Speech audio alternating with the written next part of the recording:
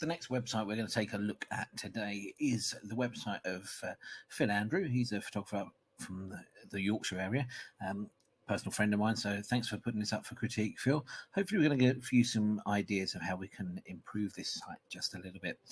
So first off, Phil's got a website here. He's got a couple of different websites for his business.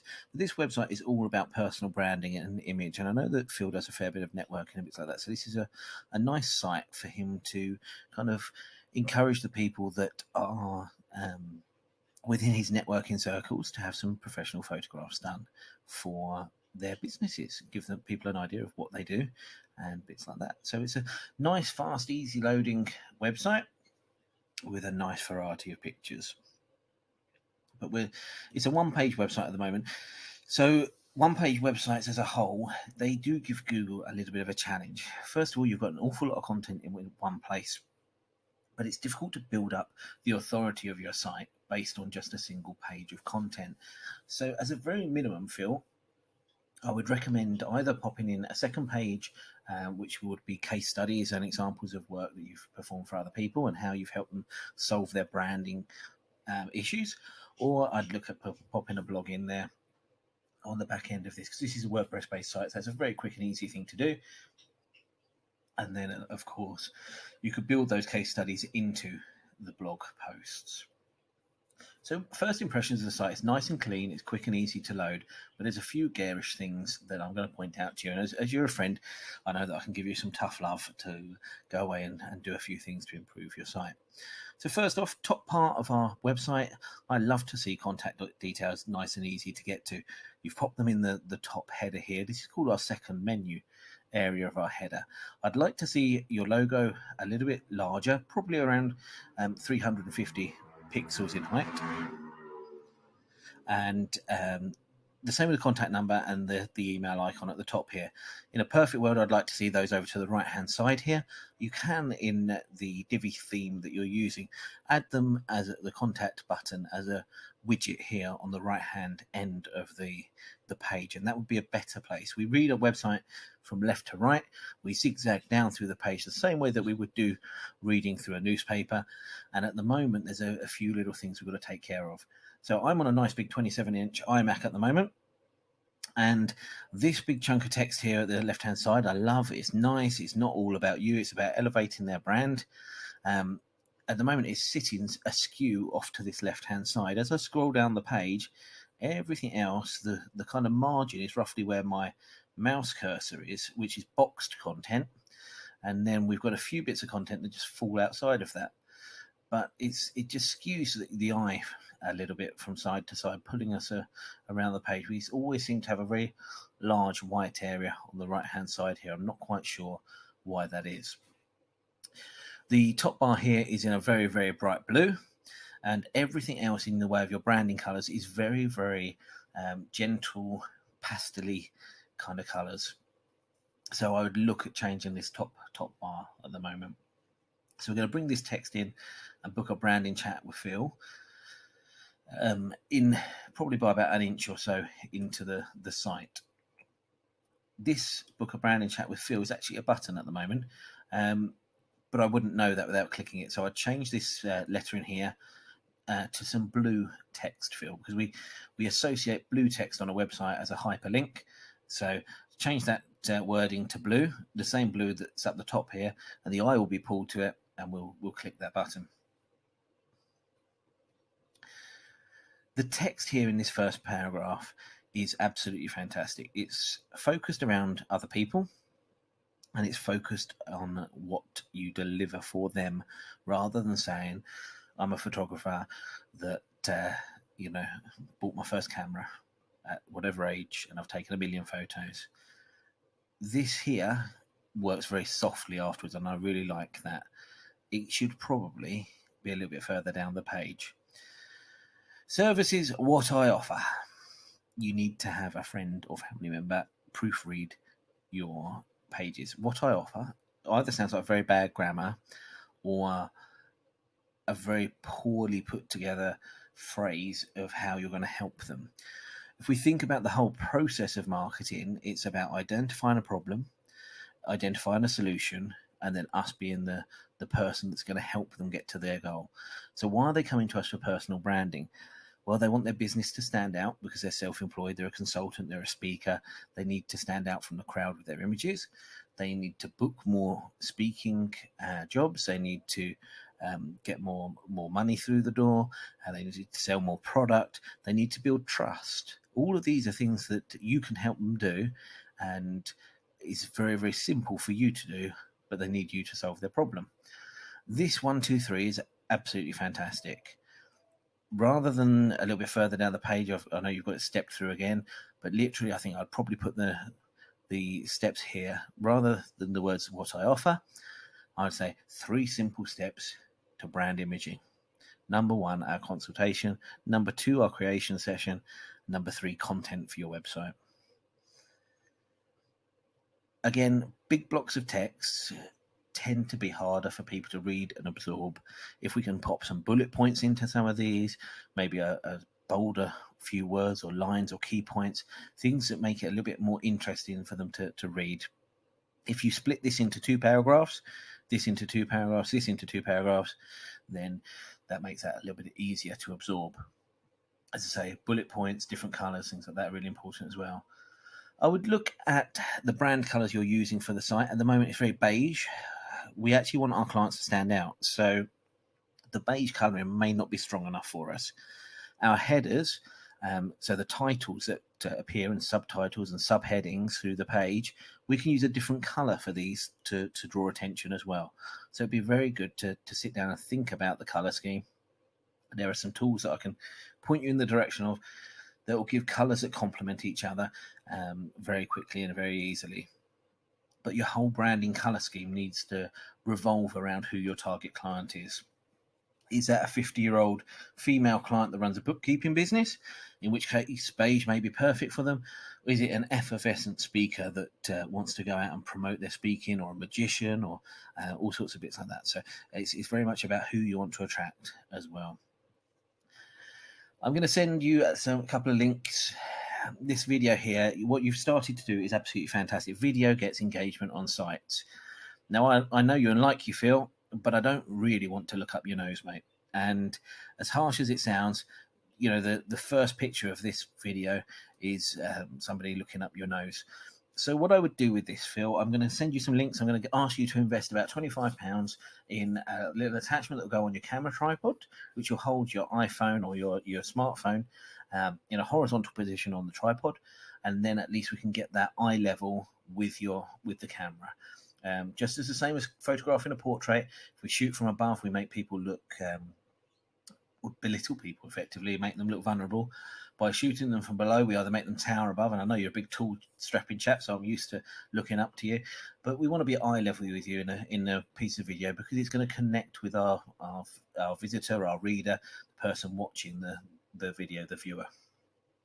The other thing I'm going to get you to invest in for about £10 is a lavalier mic, or a lapel mic, and you can tuck that down the inside of your polo shirt, plug it into the back of the smartphone, and we can get some beautifully crisp sound. Now, the kit that I'm going to send you a link to has even got what's called a dead rat to go over the microphone, and that dead rat you can use outside as well. So for about £20-25, you can invest in a couple of pieces of equipment that mean that you can record some video outside and get some beautiful sound, and record some inside and get some good sound as well. We want to change that angle of the camera as well. You've embedded this video in something like YouTube or Vimeo, which is great, which means it's fast to load as well. You can add a title screen to that, and you can add an end screen to it as well, and that means that you add your branding to it. One of the other things that I would do is, because you're focusing yourself as a branding expert, I would use one of the video tools and add an overlay here, like you see on the BBC News, a little bit of ticker tape that just turns around and says Phill Andrews brand images. Just makes it have a little bit more of an authentic feel. The other thing to think about with your video, because you are a professional photographer, is think about the lighting and the background as well. This door behind us would have been nicer if it was shut. I don't mind seeing the picture on the wall behind us, but you might want to make that one of your images, because at the end of the day, you are a photographer, and we want to see the work that you're doing there as well. But all the way through the video, we're very much looking up your nose, mate. What I do, we don't need to mention us. So let's change these phrases that include the word I to terms of things that people want to achieve. Increase your sales, connect with your customers, bits and pieces like that. Again, with some of our shots, we need to make sure people look comfortable. We need to make sure that people look like they're actually doing what we say on the tin as well. We don't want the props to just look like they're there and never been used before. But I like the way that you've laid out some different examples. We could drop in some blocks of text here as to how you helped this young lady with her branding pictures because she's a PR journalist and bits like that, or this lady here is a business consultant, or this lady here runs a local tea shop, how so and so do computer repairs, bits and pieces like that. As easy as 1, 2, 3, and I've got 4 boxes. A lot of people aren't going to make these expand, and they're not really doing you much favors in the way of SEO because Google won't be pulling these apart. So trim it back down to 3 boxes and make it so that they're easily readable, some quick and easy bullet points, nice, easy things that they can digest. You need to add some white space in here because we've got everything a little bit crammed together. So this image is virtually hitting these images, or they in fact overlap. You'll see here where my cursor is at the moment, they're kind of crashing into each other. This media post made easy.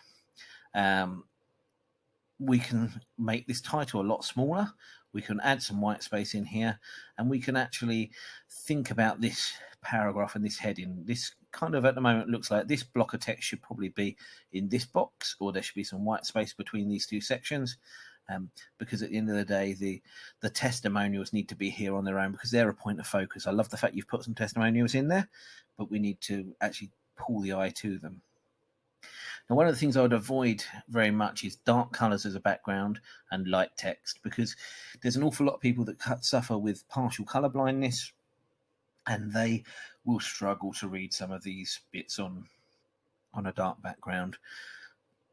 Again, we've got plenty of room for white space here, and there's 6 options for this table. We've got a couple of different options of things that we can do here. I would reverse the way that these pricing tables work. So we'd start with the most expensive down to the cheapest each time. But I would probably put this higher, more expensive table below.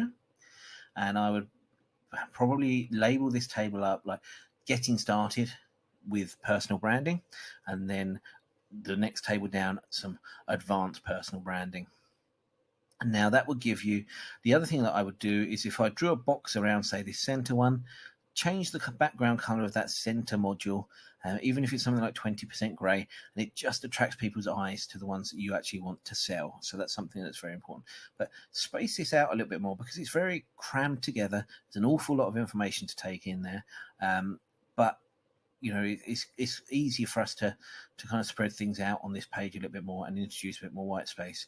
We could add another heading in here, the advanced sessions, a little bit of text about the difference between those and the cheaper sessions. You've got another button here that says schedule a planning consultation. I don't know that's a button. It needs a physical button from the Divi theme dropped in there. But again, it's not quite the right place. This line here about additional cost, people kind of understand that if they want something outside the box, it's going to be a bit special. But the idea that there's all these additional costs that could be hidden is not something that I'd like as a customer. I would include some wording above that we tailor everything to your business's needs. That includes travel to you. Might include models and props, equipment hire, and specialist retouching. We can create a bespoke quotation for all of this. Make it a little bit softer, but it's about the fact that it's totally bespoke to them rather than we're going to smack you with all these extra charges. So scheduling the planning consultation. A consultation sounds painful. You're a Yorkshireman, you love a cup of tea, let's have a coffee and a chat about how to make your branding, how to improve your branding. Something along those lines is a lot softer, and it's more likely to get somebody to engage with you. I like the recent work section. And if I click the button, it just takes me back to the top of the page. So I'm sure that doesn't work as it should do. Want to schedule an appointment? That's very, again, poor grammar. Let's book a coffee and chat, and then contact me button. It's a very nice, soft, easy way of doing things. Bottom of the page here, we need to remove all this in what's called the copyright bar area. We don't need to know it's developed by Elegant Themes or powered by WordPress. The fact that you leave those in there does leave a bit of a door open for people that are hacking websites and bits like that.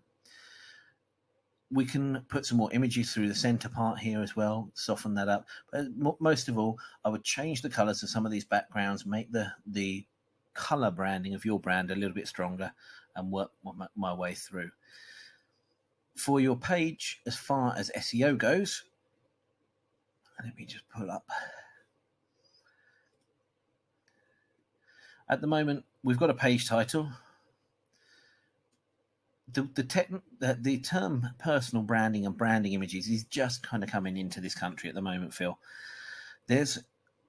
We have to think about the kind of things that people will be putting into Google, and there are a certain number of people that will be putting branding images and branding photography in there, but we might think about things that we would search for, and they're the way that you can write the blog post. So you might put something along the lines of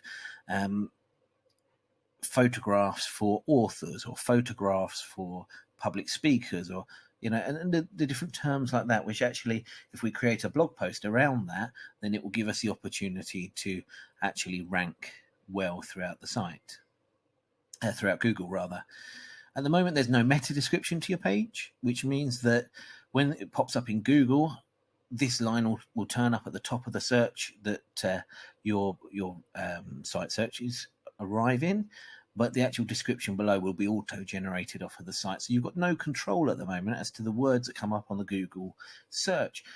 When you do come up in Google search, you've got a 1 in 10 chance at the moment of somebody popping up in there. So if you've not included some wording in here that actually inspires somebody to click through to your site, then you're missing a trick. And again, we need some alt tags on some of these pictures and some descriptions on some of these pictures down through the site as well. When you embed your video, the page that it's on over at YouTube or Vimeo, we can do some search engine optimization on as well. So we want to write some strong copy and content in the description box of your video, not that's duplicated off of your website, that's unique and ties it together and actually references back to your website as well. So there's some quick and easy things that you can go off and do to start improving this Phill. It is a job of continuous improvement, but that will give you a starter for 10 to go off and make this a little bit stronger in the way that it performs for you. And then we can have another look at it again in the future. So I'm Jamie Morgan, and this was a review of brandimages.co.uk, a website of Phill Andrew, a portrait photographer up in Yorkshire.